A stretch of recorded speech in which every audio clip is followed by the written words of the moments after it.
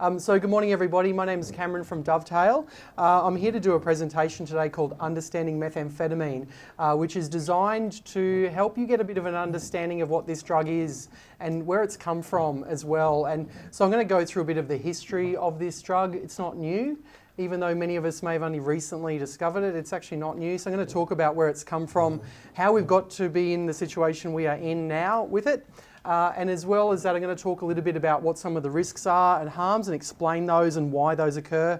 And I'm going to talk a bit about what do we need to do about it as well, because I think methamphetamine is another drug like many others, and it's got some unique characteristics, but at the end of the day, it is just another drug. And at some point, as I think Tony mentioned earlier, methamphetamine will probably go away at some point because of global changes in drug availability. Heroin will come back in a few years and we'll all be back here for a heroin symposium. So I just want to put that out there at the start, that while there are some unique things about this drug, what it actually does is it tests out our system and it shows up the cracks in our system. And those cracks exist whether it is ice exposing them or heroin or alcohol or whatever. And so a bunch of the challenges that we are observing are challenges in our system that this drug has just helped to reveal to us by testing the limits of what we can do. So I'm going to go through this presentation. Hopefully there's a bit of time for some questions at the end as well. Before I go much further, I want to acknowledge traditional owners of the land that we're meeting on today and pay respects to elders past, present and emerging. For those who don't know about Dovetail, it's a little project funded by Queensland Health. We sit within the Metro North Hospital and Health Service, Alcohol and Drug Service. And we provide a statewide service providing advice and support to frontline workers around alcohol and drug issues affecting young people. So we don't work directly with young people, we work with services, and we help out with complex case advice. If you've got a case in your service of a young person using substances and you don't know what to do or what your options are, we can help you formulate a treatment plan and help you come up with some strategies around that. We also work with whole agencies. So if your service is dealing with a whole group of young people coming home intoxicated, we can work with your service around improving the whole agency's responses to that, around your policies and procedures and that kind of thing. We also work with whole communities or whole sectors as well. So if there's a particular issue with substance use in a regional part of Queensland, we can go in and facilitate all the services talking to each other and coming up with plans and actions around how they can address those issues. We're only little. There is 4 of us in our team. 2 of them are currently on leave and our admin officer is in a different role, so I'm 100% of Dovetail for the next 2 weeks, which is a little overwhelming. I am going to have to run away at lunchtime, but I'm back all day tomorrow. So we're only small. I'm a social worker. My background has always been in youth alcohol and drugs from my very first student placement at Quiver in Fortitude Valley in the year 2000, which was, as Tony mentioned, year 2000 was a really important year. Heroin disappeared and actually ice first appeared in Australia. So I came in just as the heroin overdoses were starting to decline, although we still had oxygen on wheels because we were so used to reviving people. But that was really quickly replaced with methamphetamine. And one of the first projects I ever worked on was resources for people in the dance music scene to teach them about psychosis, because previously people hadn't been aware that a drug like meth can cause psychosis. So my first project was developing some stickers called the psychoid stickers. Are you seeing things or hearing things? Maybe it's the meth. Was one of the first projects that we did, because when it actually came about, people genuinely did not realise that this drug can do what it can do. And I'll tell you more about that as we roll. We also have Cassie Davis, a clinical psychologist. Lee Beresford is a clinical nurse as well, and Ben is our amazing admin and design guy. The rest of that is all pretty boring. Check out our website, dovetail.org.au. Because we're statewide, we do a lot of information online because we can't get everywhere. So once a week we do an email which you can subscribe to on our homepage. We send out some latest research, practice tools, resources, things to help you do your job. So subscribe to that if you're interested. We also have a video gallery. We film a lot of our presentations and post them to YouTube, including this presentation as well. So if you'd like to go and enjoy the sunshine, you can just watch it on YouTube afterwards. But you can watch it with your team if other colleagues couldn't come today. A lot of services play our videos and arrange for us to be available to take phone calls for questions. So we can dial into your team meeting and you can watch the video and we can have discussion and that kind of thing. So have a look online. We also produce a whole lot of resources as well, which is all available online. Before we go much further, I just want to get clear on some terminology, because the terminology is confusing, and if we don't get this clear at the front, then we don't know what we're talking about. On the screen there are two different molecules, amphetamine and methamphetamine. These are two different drugs. You'll sometimes hear the word amphetamines with an S used. Now, when people are saying amphetamines, they're talking about the family of amphetamine type stimulants. And that family includes amphetamine, methamphetamine, dexamphetamine, MDMA, methylene dioxymethamphetamine, etc., etc. So amphetamines with an S is the family. Within that family, amphetamine is one drug and methamphetamine is another, and they are two different drugs. What we have available in our community at the moment, regardless of what people call it, whether they call it speed, base, ice, crystal, quick, fast, goey, up, whiz, blah, blah, blah, blah, blah, it's all methamphetamine. And that's important because we talk a lot about ice, and actually ice is not the really important thing. Methamphetamine is the important thing. And I know that when in your language, particularly in professional report writing, etc., I'd encourage you to use the term methamphetamine rather than ice. Ultimately, the form that drug comes in is pretty much irrelevant in terms of how people present and some of the issues. Methamphetamine is a really harmful drug, regardless of the format that it comes in. We are already hearing of young people who say, I don't have a problem, I only use speed now. Not that nasty ice stuff. And inadvertently, when we focus only on ice, that's kind of what we're doing. We're saying that ice is super dangerous, therefore the others are maybe less so. So let's talk about methamphetamine, of which one of those forms is the ice form. And I'll take you through that as to where we've got to. Just some stats really quickly. Stats on illicit drug use are really tricky because obviously it's illegal. And if you get a phone call from the government saying, I'd like to do some research on your illegal behaviour, a lot of people say no thank you. You also have to have a house and a phone, so there's problems with all of that research. The way that we do this research, though, is that while these numbers may not be accurate, often the trends are accurate because we can triangulate a range of different types of data so that we may not have, I can't remember precision versus accuracy, it's too long since I did stats. The trend may be right, the number may not be. So what I want to show you here is some of the stats on the recent use of meth, and it's a little deceptive. It looks like we used to have a big problem and now we don't. What that really shows is that Australians have really high rates of drug use as our baseline. We oscillate between decades of stimulants followed by decades of opioids, and those trends have gone on in Australia since the 50s, since the first stats that we ever had. So our Australians have a culture of very high drug use.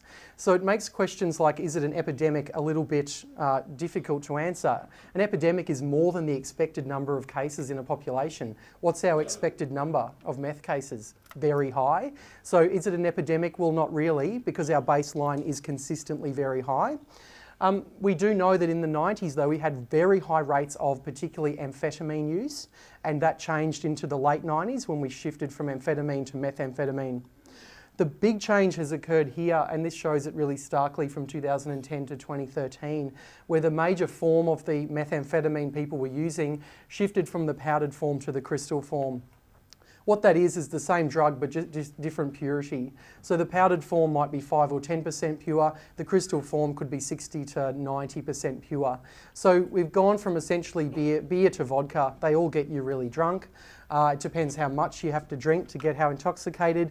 People can get really intoxicated from vodka really quickly, obviously. So same drug, different form. What that did result in is an increase of harm because of that increase in potency. So now, just quickly to take you through the history of these drugs, the amphetamine itself was invented in the late 1800s, and methamphetamine was invented not long after that. Crystal methamphetamine was invented in the early part of the 20th century in Japan, and Japan has had problems with methamphetamine ever since that time. I mean, a lot of people have this popular idea of Japanese culture as very, anti-drug, but methamphetamine is a substance that has had issues in Japanese community for a long time, being it was invented there. Most of the amphetamines, including methamphetamine, were used in the military context in World War I and World War II, and they were given to soldiers to keep them awake longer, to reduce their appetite so they could stay in the fighting fields longer. There's still different forms of amphetamines used currently. Still, dexamphetamine is used in some military contexts because we know it can actually increase concentration when it's used appropriately. But in World War I and II, it was used on both sides of the conflict. When World War II finished, we had our first methamphetamine epidemic in the population, and that was in Japan. After the empire fell, there was a lot of unemployment, and there was a huge supply of crystal methamphetamine in the population. A lot of the research about meth comes from that decade, from the 50s and the 60s in Japan, and it's quite interesting to read that research now because it's exactly the same as what we see now. We see dependence, psychosis, aggression. They're the kinds of things that we have always seen with this drug and we've known about for a long time. In Australia, methamphetamine was an over-the-counter drug that you could purchase from a pharmacy. It was either a weight loss product or it was used as a nasal decongestant, very effective at that. And we did see all the problems you would expect if you have meth freely available in a population. So people becoming dependent, developing psychosis. In the 60s in Australia, it was made prescription only and then eventually banned altogether. When it was banned in the late 60s altogether, what we saw was the illicit amphetamine manufacture commence. The backyard labs started in about the late 60s, early 70s. We saw a shift in the people who use amphetamines from the stereotype being a housewife who's purchasing these pills either from the doctor or the pharmacy. We saw a shift from that population group to unemployed males purchasing illicit amphetamines, and we saw injecting drug use. And that kind of brings us almost up to today. There's an ad for the Benzedrine inhaler for high altitude flying personnel. You can see all the military theme. It was sold to the public as, you know, the drug endorsed by our military. So that was how they advertised it. This is methamphetamine in an inhaler form. This is the methamphetamine as a weight loss drug called Obertrol. This is an ad from the 60s. So you could get meth on prescription in Australia for weight loss. This is the meth for children. The Benzedrine inhaler, safety for children and adults for head colds. Obviously really effective for head colds, but also quite dangerous. But you can see that this was a drug in common use in our population up until relatively recently. And just to illustrate that, this might be a bit hard for you to see, but this is the in-flight menu of Pan American Airways, and what is circled there is the free Benzedrine inhaler that they offer people in flight. So I believe you have to pay for drinks, but you can get free meth on a plane, which is, I mean, people laugh now, but this is for real. I mean, this is what people did. I feel sorry for hosties managing a plane load of people on meth. But it was seen as a stimulant. It was seen as a relatively safe and harmless stimulant to give to kids for head colds. So, you know, over that time, we've realised that it's way more than that, which is why we don't give it out free on planes anymore, because we know obviously there are a lot of harms associated with all of these drugs. So I brought you before up to the 90s, and I said how, you know, we've had these epidemics before. We've had epidemics of meth use in the middle-class housewife population. It's shifted into unemployed males injecting amphetamine sulfate, and we've had this increase in male users. And then to bring us up until the 90s, most of what people used in Australia, particularly in Queensland, up until about the mid-90s, was amphetamine sulfate. And when people talked about powdered speed, that was amphetamine sulfate. That amphetamine sulfate is less harmful than methamphetamine. It doesn't last as long, it's not as centrally active, it doesn't induce dependence as rapidly, it doesn't induce psychotic symptoms as rapidly as methamphetamine does.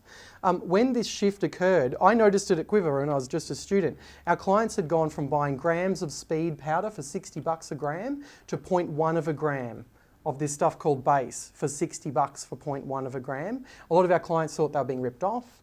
There was a lot of confusion amongst the client group and amongst us as well as to what is this thing that everyone is now using. We also then saw quite rapidly people who had used amphetamine sulfate relatively regularly for long periods of time without significant problems developing psychosis rapidly, and we first started seeing psychosis in the drop-in, which we'd not seen before. We also started to see people's use progressing rapidly to very heavy patterns of dependence, which had previously those patterns had been quite stable. We also saw a big increase in injecting drug use and an increase in Hep C transmission as well around that time. What had happened was that a illicit drug manufacturer here in Queensland, as the mythology goes, had dreamt up a new way of cooking methamphetamine out of pseudoephedrine, out of cold and flu tablets from the pharmacy. And this particular person had then marketed that method in a boxed lab format with a box containing the glassware with instructions on how to make it. And those box labs were then on-sold throughout organised crime groups throughout Queensland, and we saw this shift to base methamphetamine. This is a picture of the base methamphetamine. It's got that orangey brown colour to it because they've used iodine in the reaction. So this is methamphetamine. It's probably 40% pure, and it's quite harmful. And this is what people started injecting here in about the early 2000s.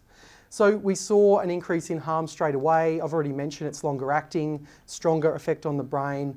Also because it came in this sort of wet form, people were injecting it as well, who'd previously been taking it orally or snorting it. So we saw that we've seen this big increase in harm back then. So more recently, in '97, the Australian Federal Police got their first seizure of this new age drug called crystal methamphetamine. The police reported it was too early to describe it as a threat to Australia, but it is a potential threat. From 1997, so 20 years later, here we are today.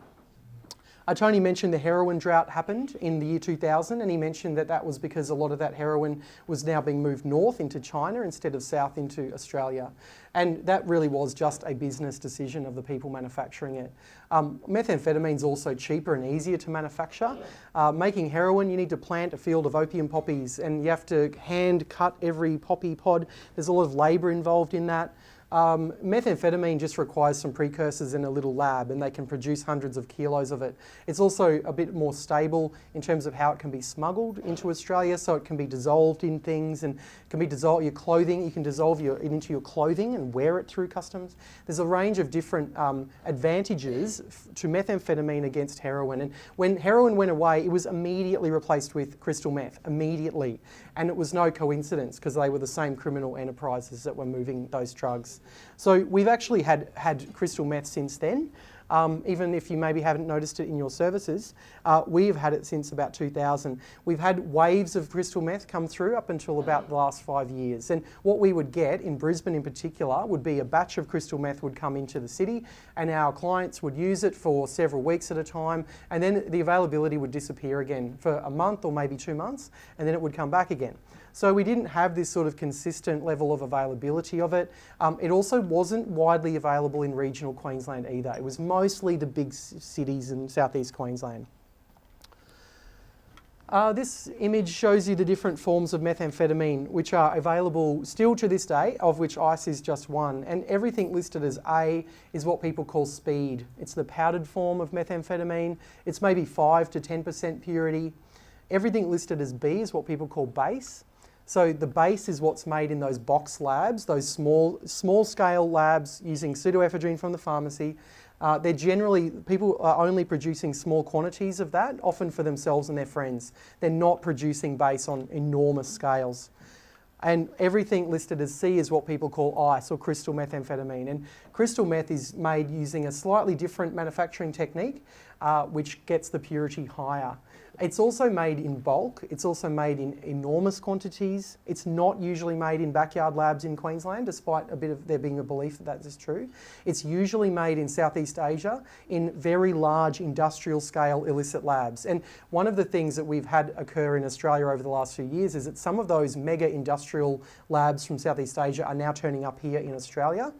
They've also turned up in Fiji and other South Pacific islands where the meth has been manufactured before being then smuggled into Australia since then.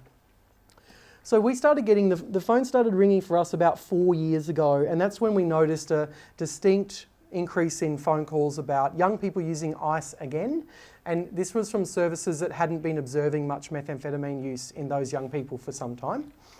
There was reports of easier access, so young people were saying that they could get it quite easily and quite cheaply.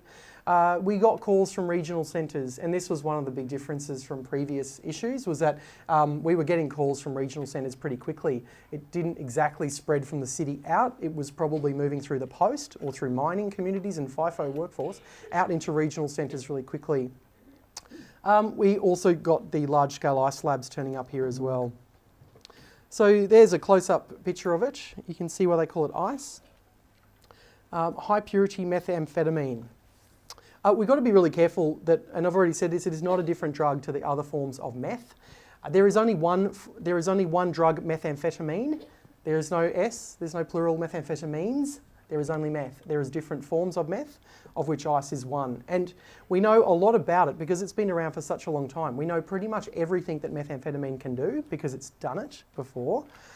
It can be swallowed, snorted, smoked, injected, or shafted. Shafting is up the bum, for those who don't know, intrarectal.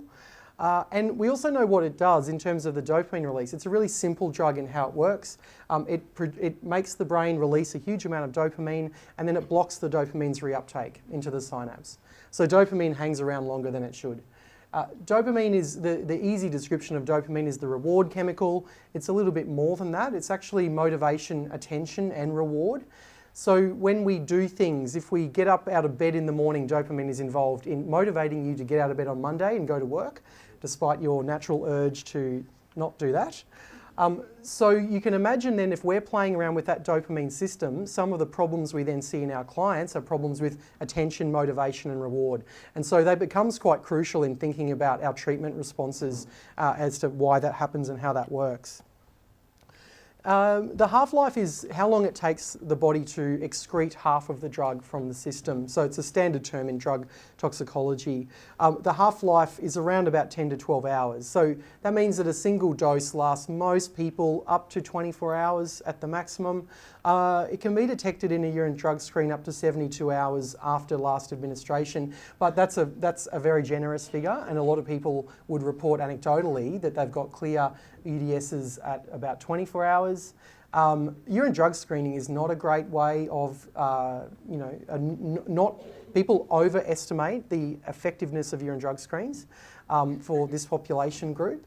A drug like alcohol is out of someone's system really quickly, and so we don't know if someone was on a massive alcohol bender on a Saturday night, but we can detect their methamphetamine use. So we've got to put it in that perspective, but we've also got to put it in perspective of there are false positives, there are also false negatives. So if you build a whole treatment plan around a negative UDS that was actually a mistake, or in reverse, then you have to, so UDSs have to be interpreted with a degree of caution and should be really a component of an overall assessment of what's going on, because it doesn't always, it sometimes says that things are happening that are not, and sometimes says nothing's happening when it is. So you have to be quite careful with them.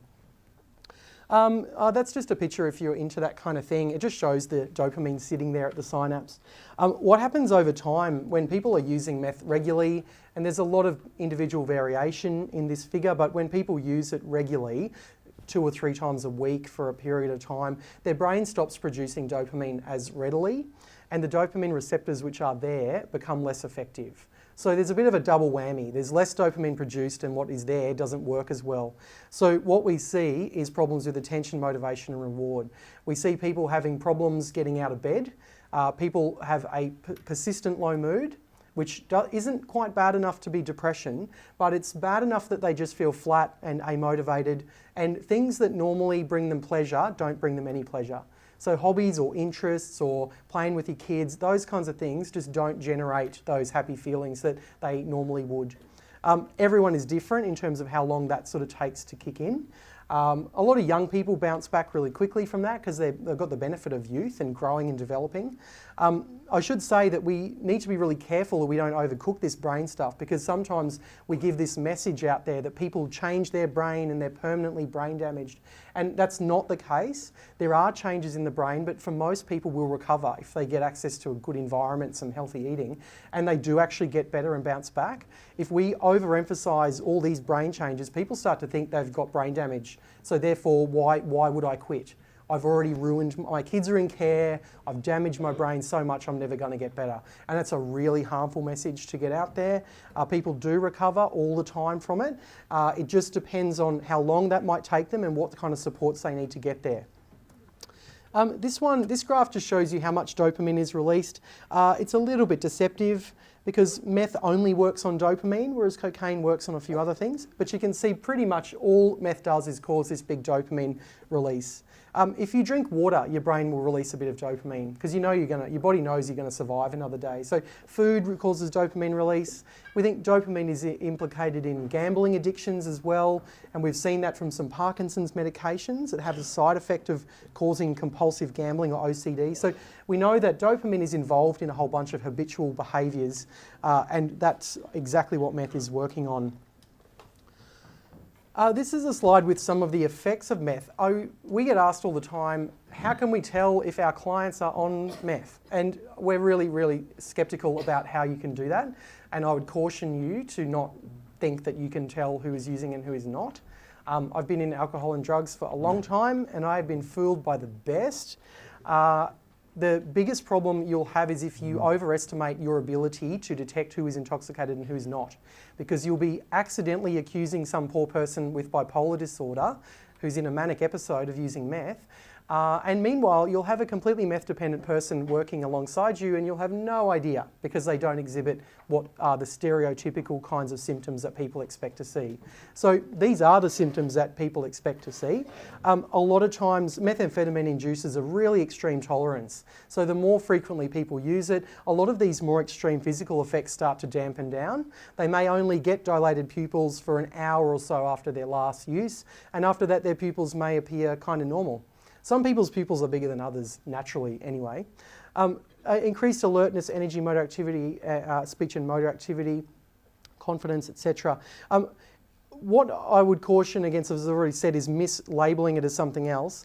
If you know a person for a long period of time, you can detect what those changes might be. When you know someone's baseline, if you've seen someone long enough to know what they're like completely sober, then maybe you can detect when all of a sudden they're strangely optimistic and talkative today, when like they've been really flat for a long time. That might be a sign, but not always. So be really, really careful with these signs of meth use.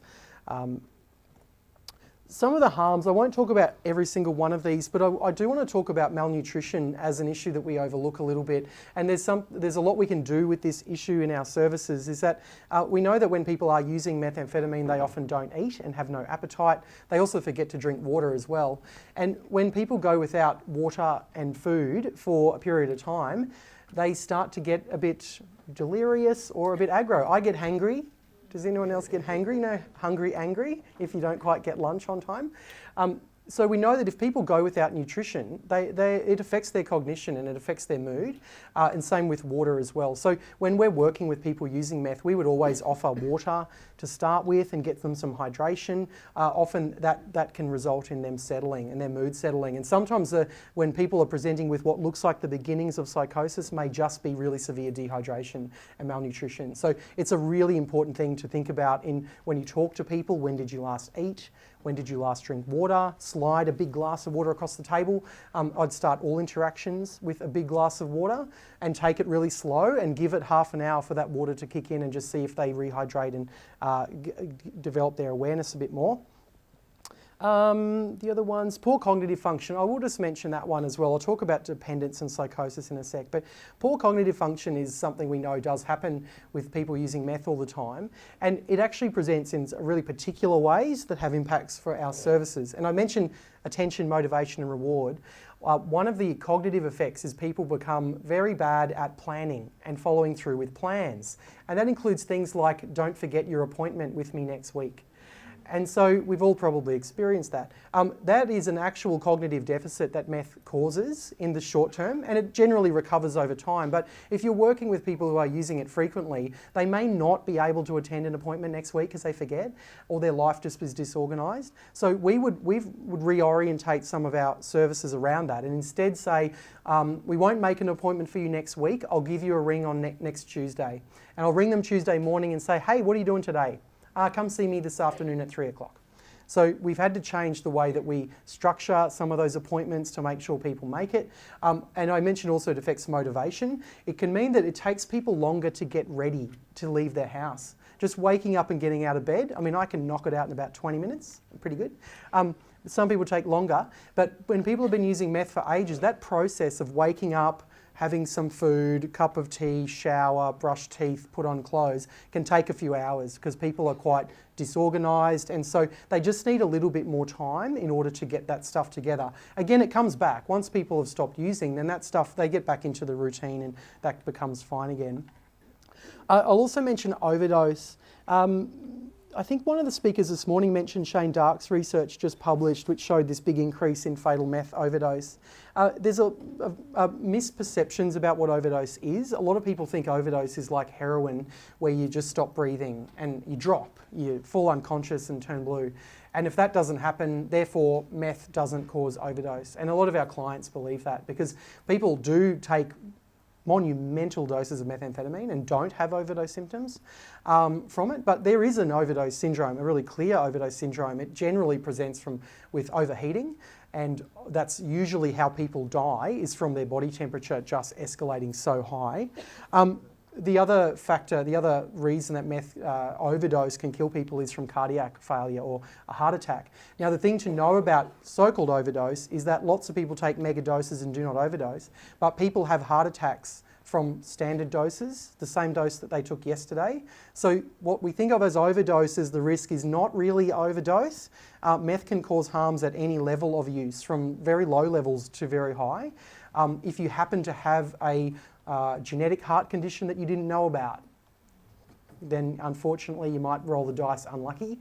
We also get every year at one of our big music festivals here in Brizzy, every year we get at least one young person has a stroke from methamphetamine generally, and they're probably really unlucky. They've had a blood vessel that's a bit weak, and that rapid change in blood pressure from smoking ice has caused the blood pressure to raise, and that vessel's popped and they've had a stroke. So again, that may not be an overdose. That's not a super high dose that did that. That's the same dose that they did at the last music festival. So we've got to be, when we talk to our clients about it, we have to be clear around our language and harms, and not just saying overdose is a risk, because it makes people think, oh, well, I'll just keep my doses right. Not always going to work. The dependence syndrome is one we're obviously really concerned about. We know that meth is really reinforcing. We know that dopamine is a chemical associated with reward, so we're kind of messing with that. We know that different routes of administration seem to have different risks, and we've known this with any substance. If the route of administration and the intoxication occur rapidly at the same time, the route of administration is itself reinforced. Cigarette smokers will know this. When you give up smoking and your fingers get very tetchy because you want something in your hands, because this action has become reinforced. So when people smoke ice, this action of smoking the ice pipe becomes reinforced as well. Injecting also becomes reinforced. So people get needle fixation where they'll inject even just sterile water to go through the motions of using. Smoking methamphetamine is particularly problematic, and it's problematic because the route of administration can be reinforced, but it's also problematic because it's easier to initiate into. For young people in particular, having a toke on a pipe doesn't really seem like such a big deal, especially if you already smoke pot, you kind of smoke in the same way. You might think if a pipe goes around a group of friends, by its nature it's being shared, whereas a drug that's being injected, you need your own syringe for that, but a pipe might be toke, toke, pass over to you, and around it goes.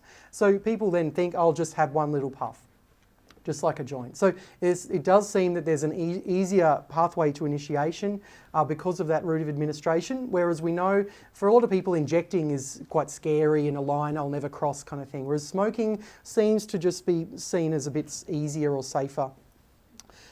Also, when people smoke or inject methamphetamine, it causes a rapid onset of effect, followed by a plateau, followed by a relatively rapid decline in the effect. As soon as the effect starts to decline, people go into the come down phase, which they feel crappy, low mood and shifty and restless, and then want to use again. So routes of administration, like oral routes of administration, it wears off very, very gradually. So there isn't such a steep, all of a sudden come down that creates that urge to go and use more.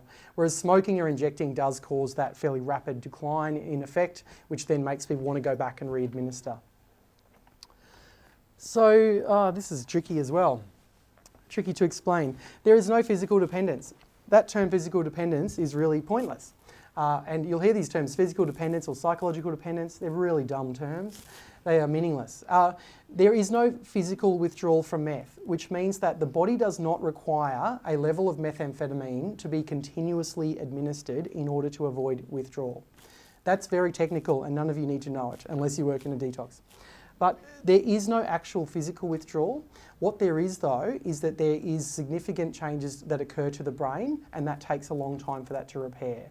It doesn't look like, that's why we don't necessarily require medicated withdrawal for that. There isn't actually a medication that will work for that period of time, which is why a lot of, like particularly Royal Brisbane Hospital often won't admit someone for a meth withdrawal because medically it's not indicated. Now psychologically it may be and situationally it often is. So what that means is that the dependence syndrome is quite extreme. Avoid physical and psychological terminology because they're pointless. We know the more frequently people use, the dopamine receptors change. That change takes longer and longer for it to go back to normal over time. Some people can have that low mood which can persist for months afterwards. It can be 6 months, 12 months, 18 months in really extreme cases. Because that persistent low mood hangs around for so long, a lot of people think they're never getting better. And if they haven't used for 3 months and they're still feeling flat and having trouble getting out of bed and they're still feeling really scattered and disorganised, they start to believe that they are never getting better.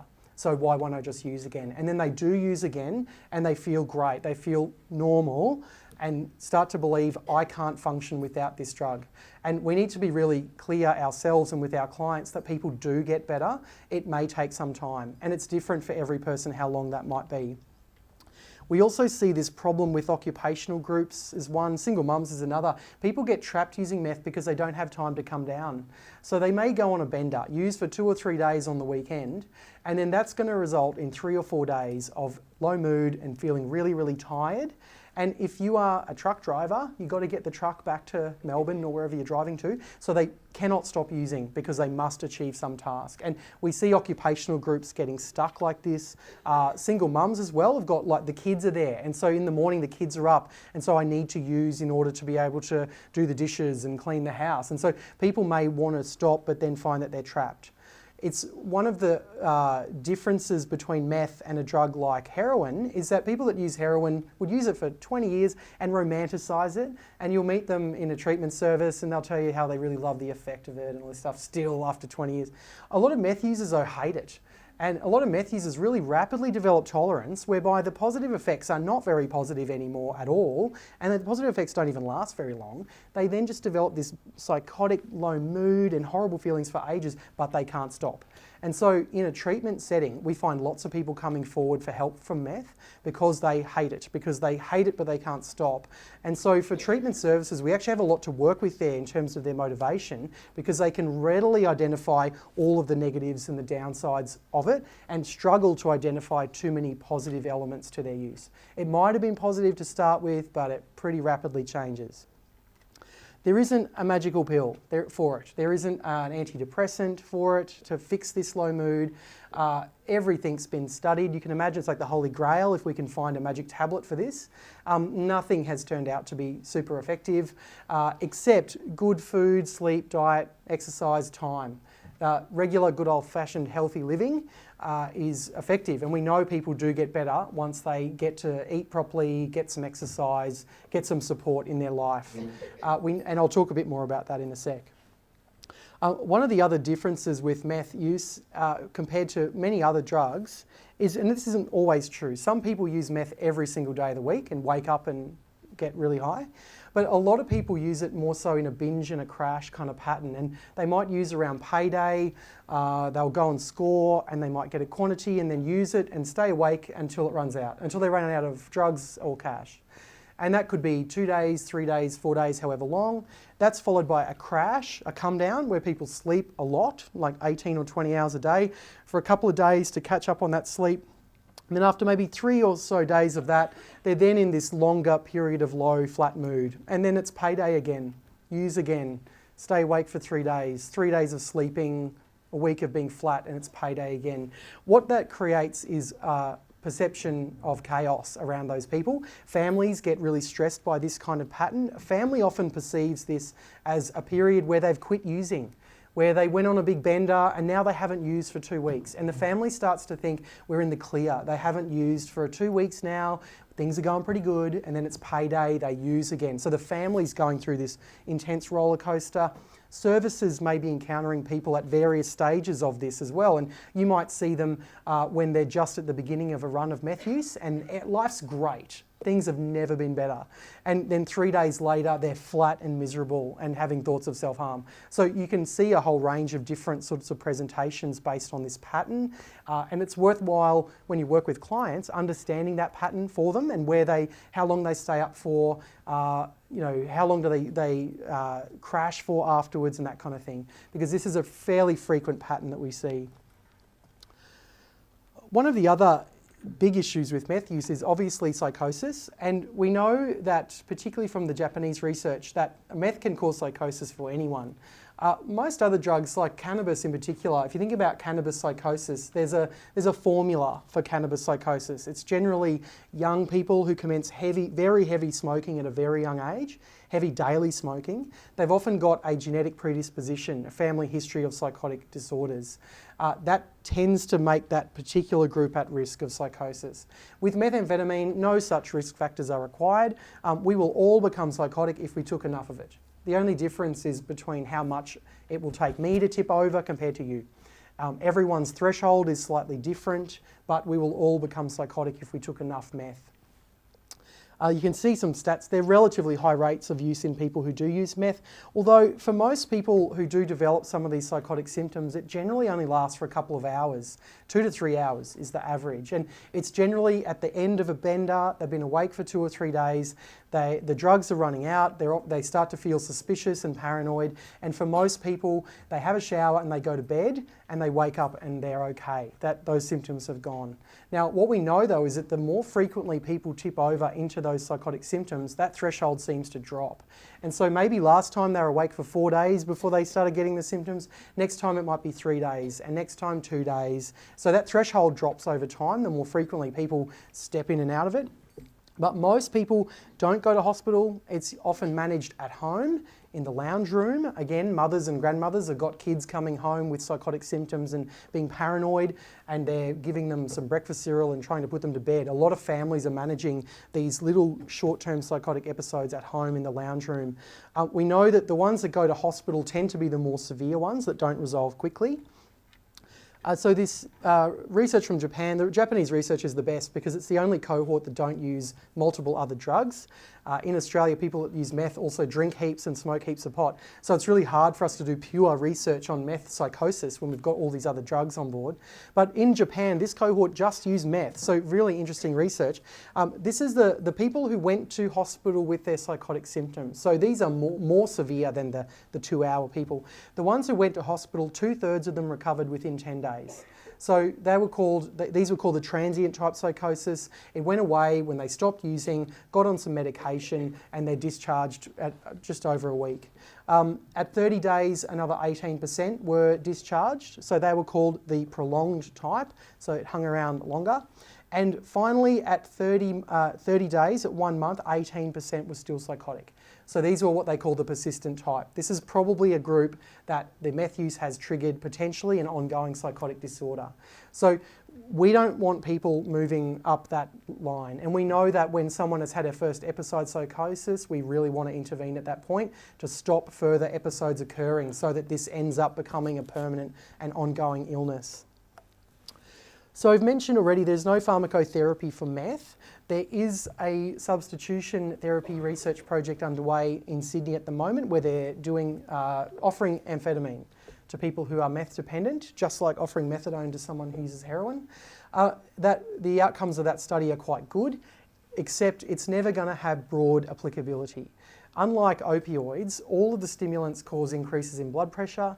We can't give them easily to people for long periods of time because they do have side effects, whereas drugs like methadone have relatively low side effects in longer term use, whereas the stimulants don't. So while the substitution research has looked quite positive, it's only for a very small group of highly treatment resistant, in the case of the Sydney trial, frequently homeless and mentally ill people, but it won't have broad applicability to the whole population. A whole bunch of other things have been tried. Some things accidentally increased amphetamine use, like Abilify, whoops. That's happened more than once, that we've had these rebound types of effects where a particular treatment's turned out to make it worse. Depending on where you work, we know that different psychiatrists, different alcohol and drug medicine specialists have got their own ideas about what drugs they prefer to use. And so there isn't any consistency really around that in longer term management. There is in terms of short term acute management, but most services have got different approaches to that. There's no research saying any is better than the other. The standard treatment approaches do work though. Motivational interviewing, cognitive behaviour therapy, sleep, food, exercise, time. These are essential. And we already have motivational interviewing and CBT in most alcohol and drug services. We obviously don't have enough access to treatment in the community, and that's what ICE has really revealed to a lot of us, is that we've known this in AUD for a long time, that we don't have enough treatment. I will say though that if you talk to the general public about what do we need to do to treat drug problems, there is a common view that residential rehab, detox rehab, equals drug treatment, and there's no other option outside of that. And it's really, really not true. Detox and rehab is indicated for some people, but there are a broad range of other options that are available as well. A lot of people don't want to come into meth treatment because they think they don't want to go to rehab.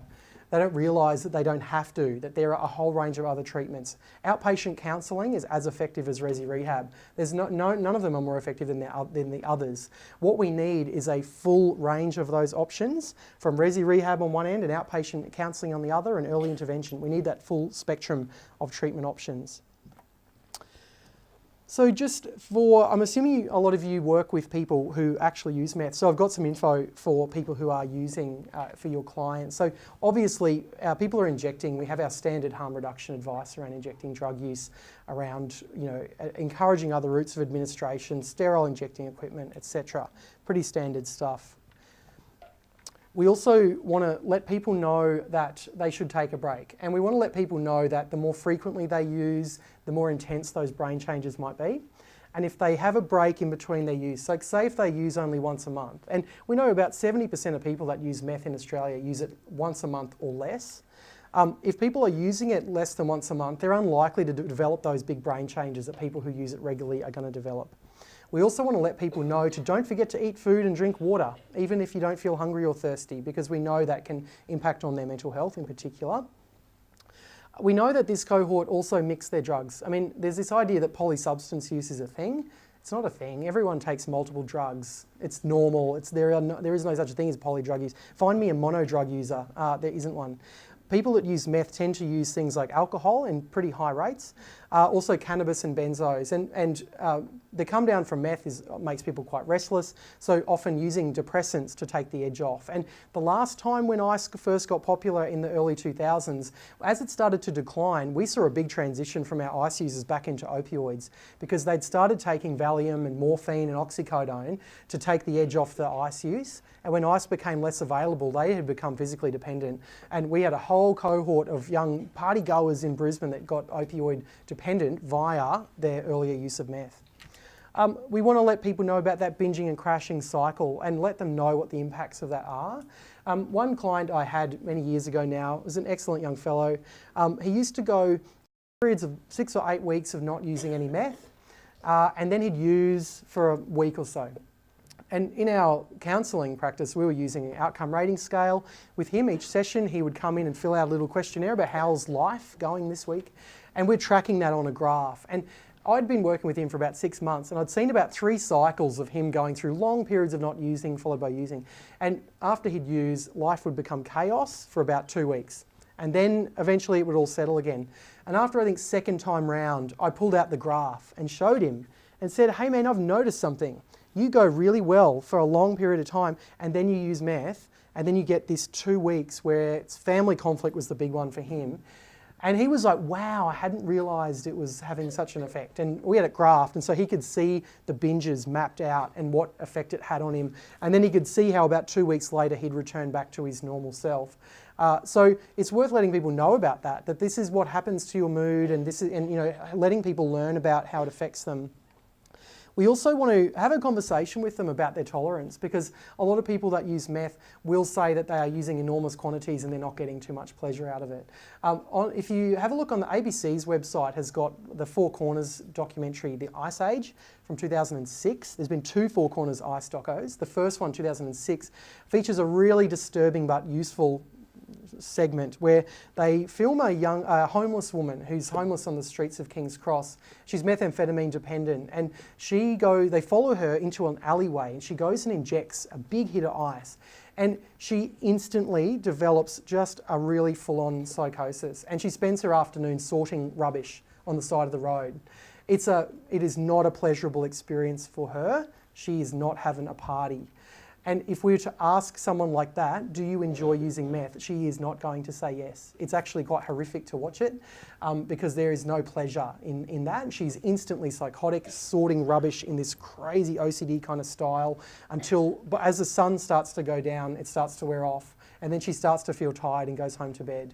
And that's the reality for a lot of people who are dependent on meth. They do start to really dislike it and don't find pleasurable effects and find lots of negatives from it, but they can't stop and they need help trying to stop. So have that conversation with people. And let people know about those brain changes as well, and let them know that they do recover and that they will get better.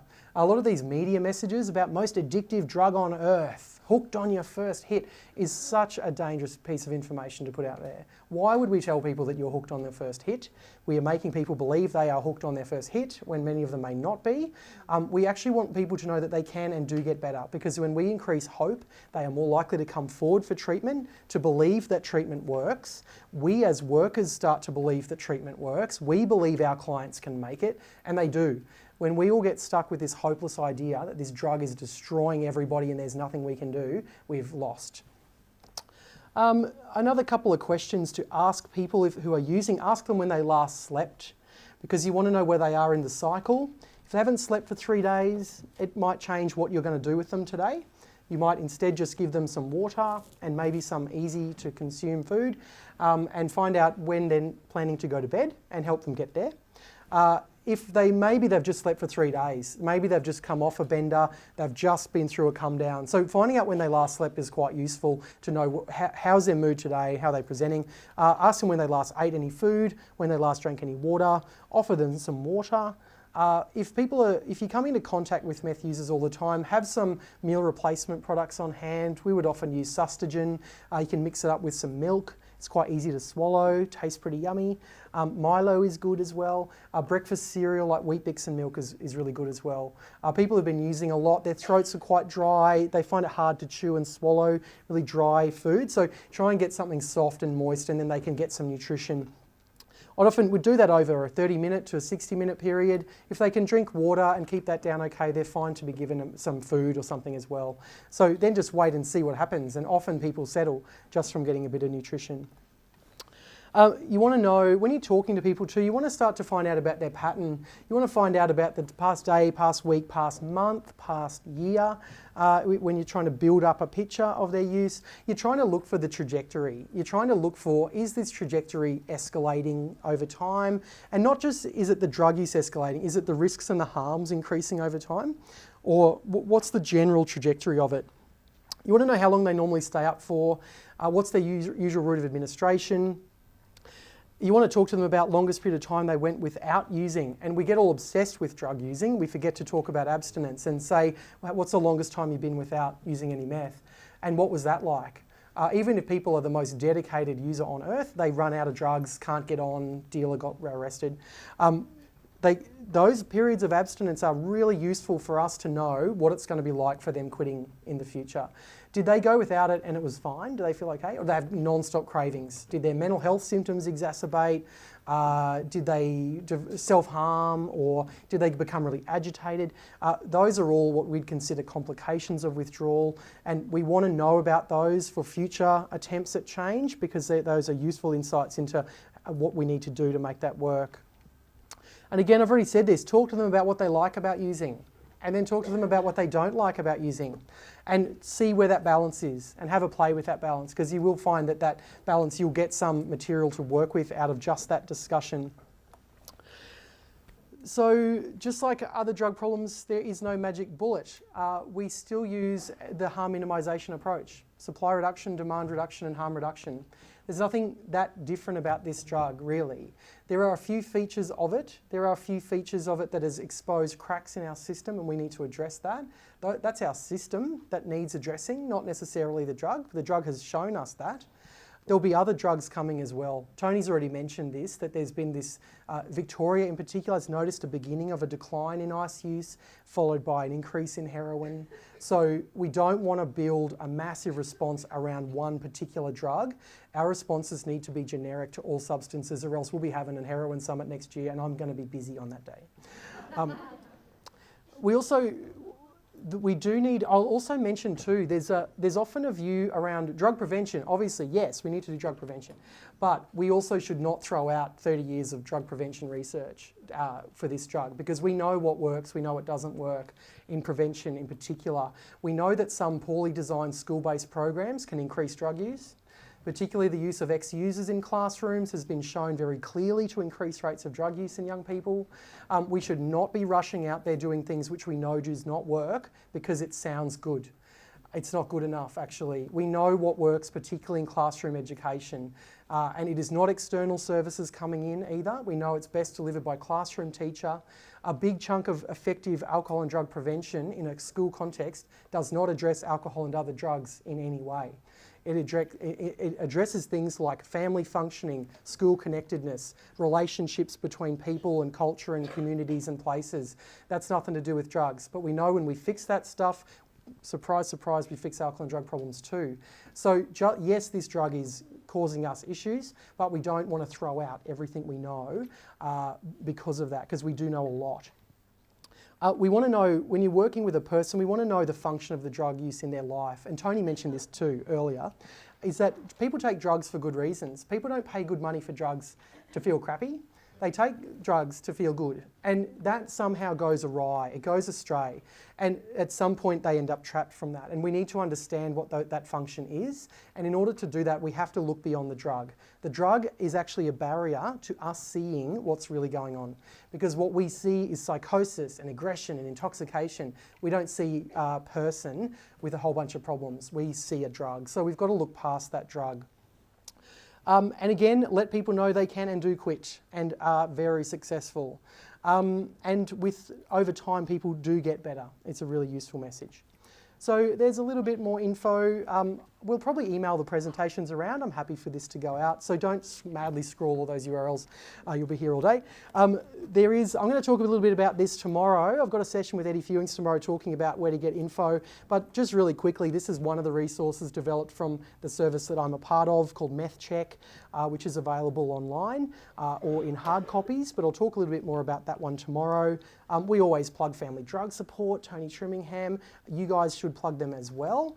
A really amazing service to have in Queensland, and we're really lucky that they're here and being funded to do work in Queensland, because when you've got a family who are concerned about a loved one, one of the best things they can do is talk to someone else who's generally and quite frequently with the FDS volunteers have been through it themselves, and it's a really, really useful service. So Tony will be telling us more about that in his presentation. Sorry, I hope it didn't steal your thunder, Tony. Otherwise, Alcohol and Drug Info Service, ADIS, is our standard number in Queensland, and you can get ADIS cards, business cards from them. You can just ring their number and ask them to mail some out to you. They're very handy to give out to clients. They're statewide 24/7. The Drug Info website has got fact sheets on it. There's also the Alcohol and Drug Foundation bookshop. They supply brochures and posters and things for your waiting room. And reachout.com has got the youth-friendly fact sheets in youth-friendly language for young people. And that's all I've got time for. There's my contact details. Feel free to get in touch.